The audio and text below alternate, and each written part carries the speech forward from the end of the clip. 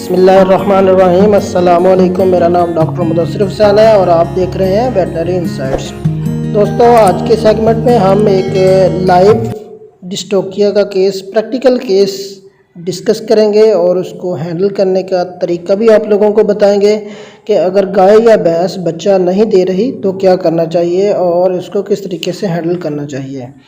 तो सबसे पहले देखते हैं कि गाय भैंस में डिस्टोकिया क्यों होता है, डिस्टोकिया की कौन कौन सी वजूहात हो सकती हैं। ये आप स्क्रीन पे देख सकते हैं कि बहुत सारी ऐसी वजूहात हैं जिसकी वजह से जानवर जो है वो बच्चा नहीं दे पाता, उसका बच्चा बाहर नहीं आता। तो डिस्टोकिया का केस हैंडल करने के लिए सबसे पहले आप लोग जानवर को रेस्ट्रेन करेंगे, उसको बांधेंगे और उसके बाद उसको चेक करेंगे कि कौन सी ऐसी वजह है जिसकी वजह से जानवर बच्चा नहीं दे रहा।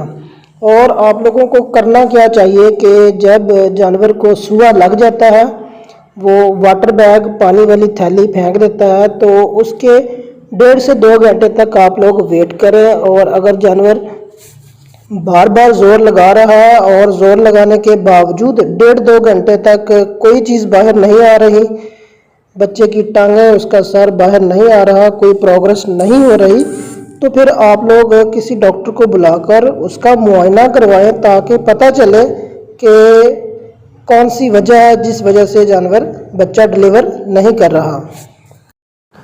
भैंस का ये केस एक दूर दराज एरिया में था जहाँ पर कोई ट्रांसपोर्टेशन की भी फैसिलिटी नहीं थी और कोई ज़्यादा और भी सहूलतें नहीं थी। तो आप लोग देख सकते हैं कि अगर आप लोगों को डिस्टोकिया करने के लिए कोई रस्सी वगैरह नहीं मिल सकती तो आप ये घर में आम तौर पर ये चीज़ें मौजूद होती हैं, वो नाड़े आप यूज़ कर सकते हैं। इसको आप लोग उसकी नॉट बनाकर वो भी आप लोग यूज़ कर सकते हैं और उसके साथ easily without trauma birth canal को डैमेज किए बगैर आप लोग इससे डिस्टोकिया हैंडल कर सकते हैं, जानवर के बच्चे को बाहर निकाल सकते हैं अगर बहुत ज़्यादा कोई उसको बहुत सीवियर किस्म का प्रॉब्लम नहीं है।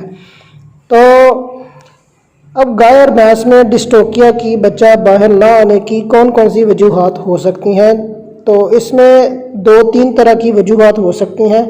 कुछ तो ऐसी वजूहात हैं जो डैम से, माँ से रिलेटेड है, जो गाय भैंस की वजह से डिस्टोकिया होता है, और कुछ ऐसी वजूहात हैं जो जानवर का बच्चा जो है उसकी वजह से डिस्टोकिया होता है। अब जो जानवर का बच्चा है उसकी वजह से कौन कौन सी ऐसी वजह हो सकती है कि जिसमें डिस्टोकिया हो सकता है।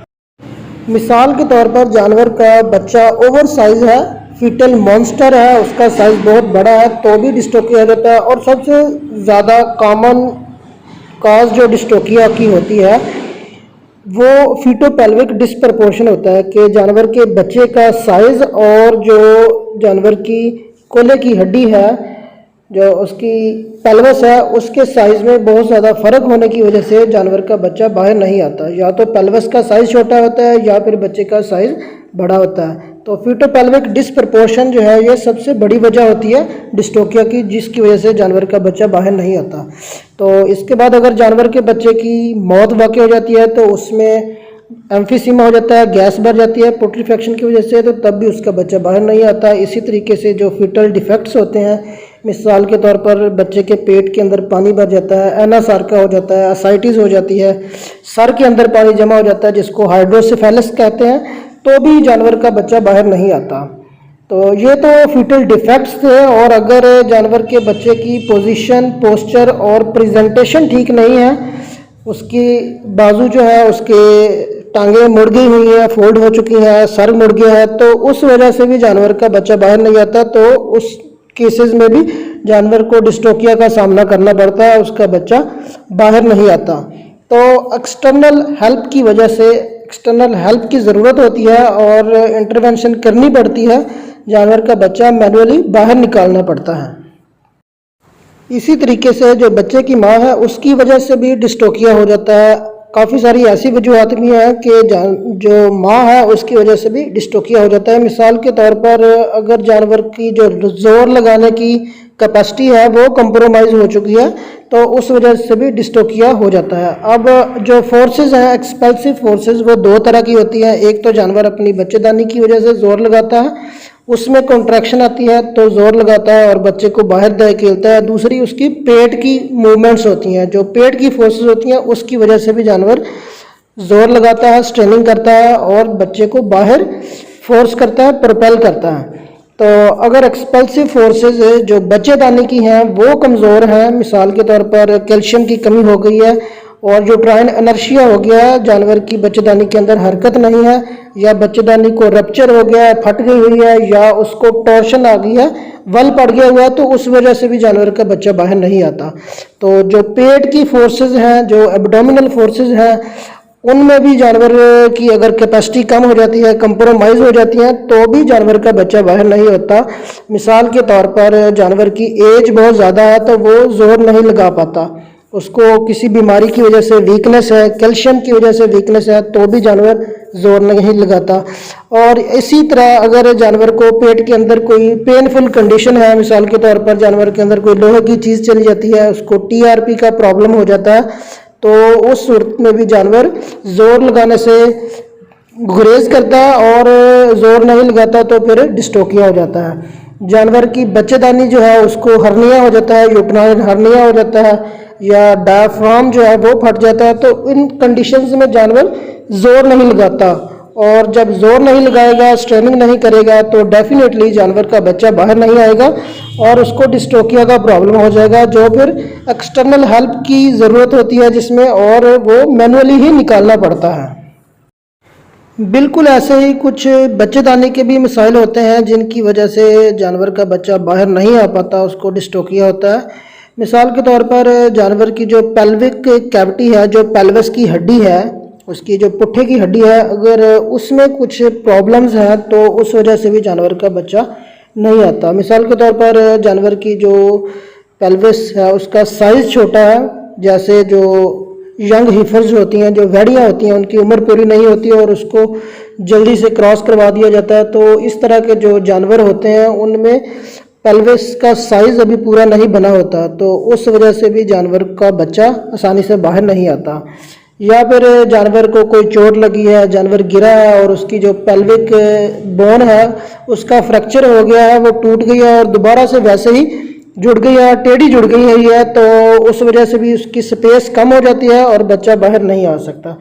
ऐसा ही ब्रीडिंग इश्यूज भी होते हैं। अगर जानवर को छोटी उम्र में या छोटे साइज़ के जानवर को आप लोग बड़े साइज़ की ब्रीड के साथ मेटिंग करवा देते हैं, तो उस वजह से जानवर का जो बच्चा होगा उसका साइज़ ओवर साइज़ होगा और डेफिनेटली जानवर को फीटो पेल्विक डिसप्रपोर्शन हो जाएगा। बच्चे का साइज़ और जो पेल्विक कैविटी है या पेल्विस बोन है, उन दोनों का साइज़ आपस में मैच नहीं करेगा, तो डेफिनेटली उस वजह से जानवर को डिस्टोकिया सामना करना पड़ेगा, डिस्टोकिया का। तो ऐसे ही डेवलपमेंटल डिजीज़ भी होती हैं कुछ, जिनमें जानवर का जो बच्चा है या जो बर्थ कैनाल है उसकी डेवलपमेंट ठीक तरीके से नहीं होती, जानवर की 2 सर्विक्स बन जाती हैं, तो उस वजह से भी जानवर को डिस्टोकिया हो जाता है। ऐसा ही अगर बर्थ कैनाल की डायलेटेशन जो है, उसका जो डायलेट करना है वो अगर नहीं प्रॉपर तरीके से होती, तो उस वजह से भी जानवर को डिस्टोकिया हो जाता है। मिसाल के तौर पर जानवर की बच्चेदानी को वल पड़ जाता है, टॉर्शन हो जाती है, तो डायलेटेशन नहीं होती, उस वजह से जानवर को डिस्टोकिया हो जाता है। इसी तरीके से अगर जानवर की जो विजाइना है उसके अंदर अगर कोई रसोली वगैरह है, ट्यूमर है, कोई बड़े साइज़ का लीजन बन गया हुआ है, तो उस वजह से भी जानवर की जो पेल्विस है उसका साइज़ छोटा हो जाता है और जानवर को डिस्टोकिया हो जाता है।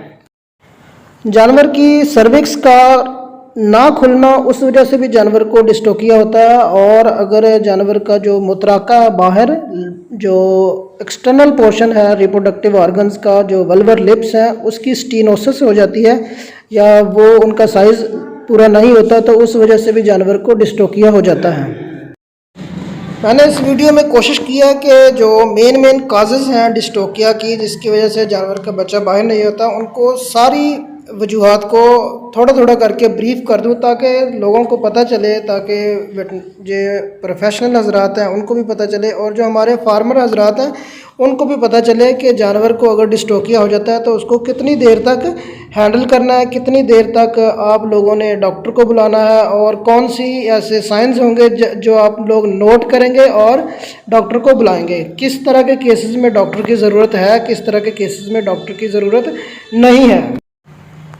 जब second stage of labour start हो जाती है, जानवर को सुआ लग जाता है, उसका वाटर बैग बाहर आ जाता है, वो पानी फेंक देता है, जो घड़ी होती है वो पानी वाली फेंक देता है, तो उसके बाद 1.5 से 2 घंटे के अंदर अंदर जानवर को बच्चा डिलीवर करना चाहिए। जो घोड़ी होती है, डंकी होती है, उसमें जानवर को आधे घंटे के अंदर अंदर, और जो गाय भैंस है इसमें 1.5 से 2 घंटे के अंदर अंदर जानवर को बच्चा डिलीवर करना चाहिए। अगर इतने देर में जानवर डिलीवर नहीं करता बच्चा तो फिर एक्सटर्नल हेल्प की ज़रूरत होती है, जानवर का बच्चा बाहर की हेल्प से निकालना पड़ता है। तो इसलिए आप लोग ज़्यादा वेट ना करें ताकि जानवर ओवर स्ट्रेनिंग कर करके उसका ज़ोर ख़त्म हो जाए और बच्चा अंदर, क्योंकि जब जेर उसकी डिसरप्ट हो जाती है, पानी फेंक देता है, तो उसके 1.5-2 घंटे के अंदर अंदर जानवर का बच्चा बाहर आना चाहिए। अगर नहीं आता तो फिर जानवर के बच्चे की एक्सपायरी हो जाती है, तो वो एक नुकसान होता है।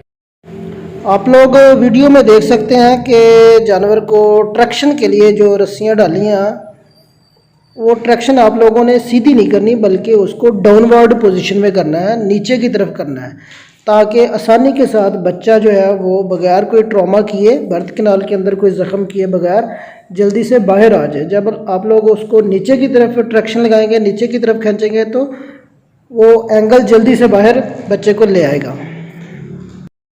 डिलीवरी करवाने के बाद आप लोग जानवर के बच्चे को, फीटस को अच्छे तरीके के साथ साफ़ करें, ख़ास तौर पर उसका नाक और मुंह साफ़ करें, उसमें जो म्यूकस है उसको साफ़ करें ताकि जल्दी से जल्दी उसका सांस बहाल हो जाए।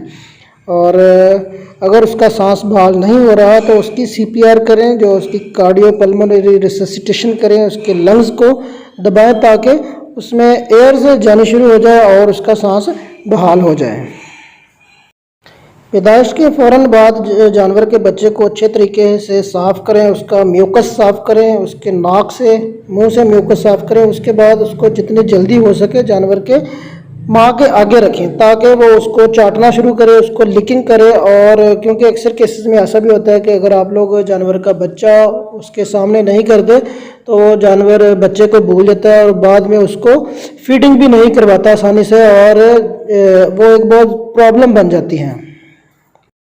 बच्चे को जितना जल्दी हो सके उसको फीडिंग करवाएं, उसको क्लास्ट्रम जो बोला है उसको जल्दी से जल्दी कोशिश करें आधे घंटे के अंदर अंदर उसको बोली वाला दूध जो है वो पहला नारवा दूध वो पिलाएं ताकि उसकी एनर्जी बहाल हो। और क्योंकि जो कोलेस्ट्रम है वो जितनी जल्दी आप लोग पिलाएंगे वो उतनी जल्दी ही जानवर की जो बच्चे की आंतड़ियाँ हैं उनमें जज़ब होगा और उसको पूरी लाइफ के लिए उसके लिए एक बेनिफिट होता है। उसमें बहुत ज़्यादा एंटीबॉडीज़ होती हैं जो जानवर को 2-3-4 महीने तक बीमारियों से बचा कर रखती हैं।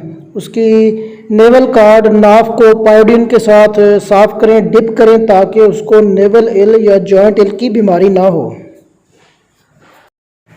वीडियो के लास्ट में फार्मर हजरात के लिए पैगाम है कि जैसे ही जानवर को सूआ लगता है, वाटर बैग फेंक देता है, पानी फेंकता है, घड़ी फेंकता है, उसके 1.5 से 2 घंटे तक आप लोग वेट करें। अगर जानवर का बच्चा बाहर नहीं आता तो फ़ौरन से पहले किसी डॉक्टर से रब्ता करें और जानवर का बच्चा निकलवाएं, वरना उसका बच्चा एक्सपायर हो जाएगा, वो अंदर ही फूल जाएगा और बाद में जानवर के लिए भी बहुत ज़्यादा प्रॉब्लम होगी।